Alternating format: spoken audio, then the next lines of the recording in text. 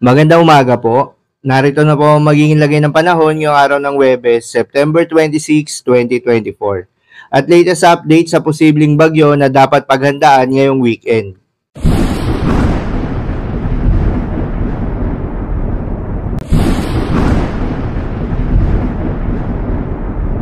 Sa kasalukuyan na tayo sa pag-asa, Intertropical Convergence Zone o ITCZ ang nakakaapekto sa ngayon sa may Visayas, Mindanao at Palawan.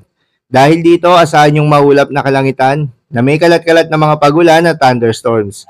Habang sa nalalabing bahagi ng ating bansa ay asahan naman yung bahagyang maulap hanggang sa maulap na kalangitan na may kalat-kalat na mga pagulan o thunderstorms. Nadulot naman ng easterlies at mga localized thunderstorms. Huli itong namataan sa layong 2,895 kilometers east of Central Luzon.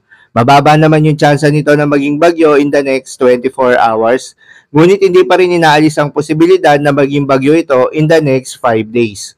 Magandang balita naman dahil ayon sa pag-asa ay walang low pressure area o bagyo na binabantayan sa loob ng Philippine Area of Responsibility na maaaring makaapekto sa ating bansa. Ngunit ayon sa pinaka-latest update ng pag-asa, ay hindi inaalis ang posibilidad na may mabuong low pressure area sa loob ng Philippine Area of Responsibility o sa may eastern part ng extreme northern Luzon by Thursday or Friday. At kung mabuong ang low pressure area na ito, hindi rin inaalis ang posibilidad na maging bagyo ito ngayong weekend, kaya naman patuloy lamang magantabay sa mga update na ating ilalabas at ng pag-asa. Para naman sa ating long-range forecast at ipinapakita ng forecast model na ating ginagamit, consistent pa rin na may posibleng sama ng panahon o low pressure area ang mabuo sa eastern part ng extreme northern Luzon at kalaunay lalakas bilang bagyo ngayong weekend. Sa ngayon ay posibleng kumilos ito papalapit sa may extreme northern Luzon.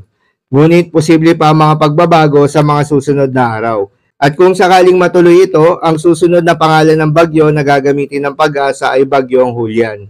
Para naman sa magiging lagay ng panahon ngayong araw ng Huwebes, dahil sa epekto nitong Intertropical Convergence Zone, asahan sa Eastern and Central Visayas, Caraga, Northern Mindanao, Zamboanga Peninsula at Palawan ang maulap na kalangitan na may kalat-kalat na mga pagulan at thunderstorms.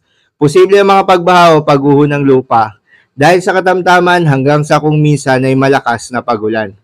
Habang sa Bicol Region at Quezon ay asahan naman yung bahagyang maulap hanggang sa maulap na kalangitan na may kalat-kalat na mga pagulan o thunderstorms. Dulot naman yan ng easterlies.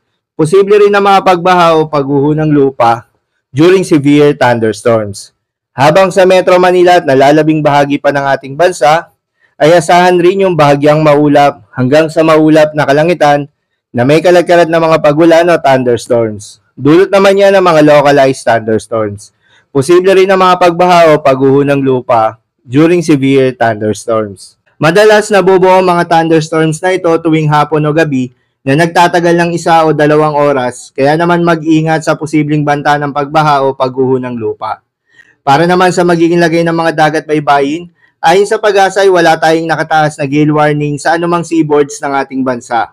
Kaya naman malayang makakapamalaot yung mga kababayan nating mangingisda at yung may maliliit na sasakyang pandagat dahil inaasahan yung banayad hanggang sa katamtaman ng mga pag-alon. Ngunit iba yung pag-iingat pa rin, lalo na kung meron tayong offshore thunderstorms activity. Asahan pa rin yung tsansa ng malalakas na hangin at kaakibat nito ang pagtaas ng mga alon. So yun lamang po para sa lagay ng panahon ngayong araw ng Huwebes. Keep safe everyone.